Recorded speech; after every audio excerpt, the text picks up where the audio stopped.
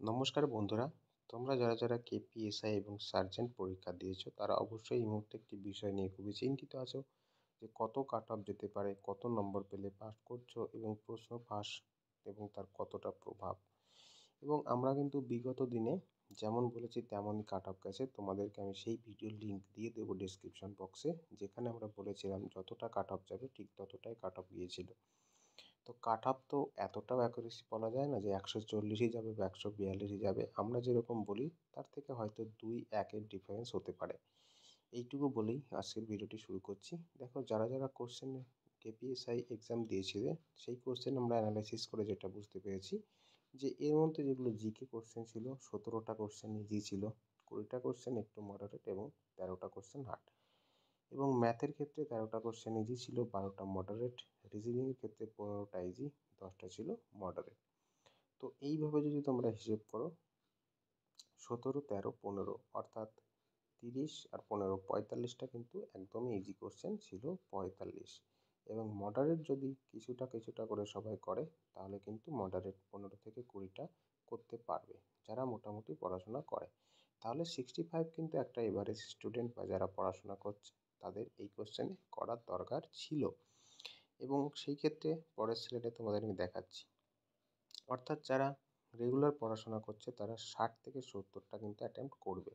এবং এর মধ্যে হয়তো কিছু ভুল যাবে 2-4টে, হয়তো তাদের স্কোর 130 থেকে 35 হতে পারে। এবং যারা একটু অ্যাডভান্স অভিজ্ঞ, যেহেতু পোস্ট কম, তো 75 থেকে 80 কিন্তু তারা পাবে। এবং এই পোস্ট যেহেতু কম এবং প্রশ্ন ব্যাপারে যে একটা ফাঁসের ব্যাপারে শোনা যাচ্ছে, সেটাও কিন্তু একটা গুরুত্বপূর্ণ বিষয় হয়ে দাঁড়াতে পারে এই পরীক্ষার কাট অফের ক্ষেত্রে।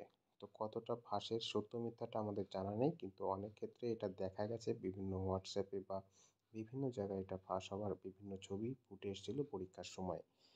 তো একটা এভারেজ স্টুডেন্ট প্লাস একটা অ্যাডভান্স স্টুডেন্টের অভিজ্ঞতা শোনার পরে আমরা যে কাট অফটা মোটামুটি একটা নির্ধারণ করতে পেরেছি যে তোমরা যদি ইউআর থেকে বিলং করো 142 থেকে 46 যারা পাচ্ছ তারা অবশ্যই সেফ জোনে আছো।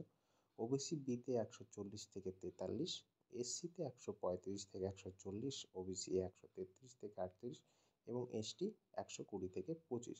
এবং অবশ্যই এটাতে যদি 10 থেকে 15 গুণ মাঠে ডাকা হয়, তো মাঠে কিন্তু 10 থেকে 15 গুণ অবশ্যই ডাকবে, এটা তোমরা মাথায় রেখো। এবং এই রকমই কাট অফ তোমাদের যেতে চলেছে। তোমরা আবার পরীক্ষায় যখন কোশ্চেন এই পরীক্ষার রেজাল্ট দেবে তখন তোমরা একবার চ্যানেলটাতে এসে ভিডিওটি দিয়ে অবশ্যই কমেন্ট করে যেও। যখন যদি না মেলে তাহলে তোমরা কমেন্ট করবে এবং মিললেও অবশ্যই কমেন্ট করবে, এই আশা তোমাদের কাছে রাখছি। এবং আমাদের যে ভিডিওর কাট অফটা পুরোপুরি মিলে গিয়েছিল সেটার ডিসক্রিপশান বক্সে আমরা লিঙ্ক দিয়ে দেবো। সেটা হচ্ছে এসওআই বা স্টাফ অফিসার কাম ইনস্ট্রাকচার পদের একটি পরীক্ষা, যেটা 2021 সালে পিলি সংগঠিত হয়েছিল।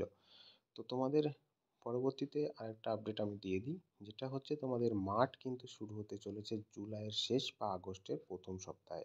তো যারা এই ধরনের নম্বর পেয়ে থাকছো তারা অবশ্যই খুবভাবে দৌড়ের জন্য প্রস্তুতি নাও, কারণ সময় কিন্তু এইভাবেই চলে যাবে। তো দৌড় একটা বিশাল ভাইটাল জিনিস, যেটা তোমরা প্রস্তুতি না নিলে কিন্তু খুবই সমস্যায় পড়বে। তো এখন থেকেই প্রস্তুতি নিতে শুরু করো।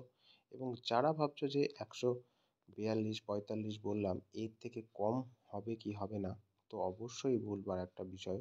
এই যে 142 এটা থেকেও কিন্তু প্লাস মাইনাস 2 থাকতে পারে। এবং এই প্লাস 146 এখানেও প্লাস মাইনাস 2 থাকতে পারে।